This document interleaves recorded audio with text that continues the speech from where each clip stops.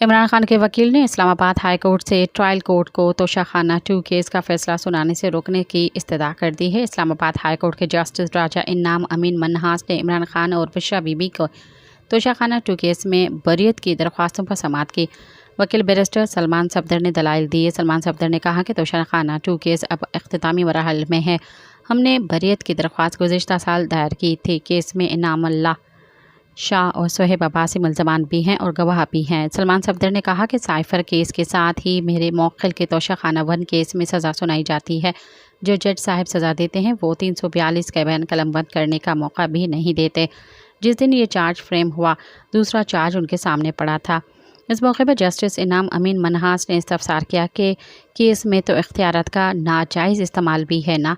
इस पर सलमान सफदर ने जस्टिस मियां गुल हसन औरंगज़ेब की जानिब से ज़मानत के फ़ैसले का हवाला देते हुए कहा कि सारा मामला इसमें लिखा हुआ है।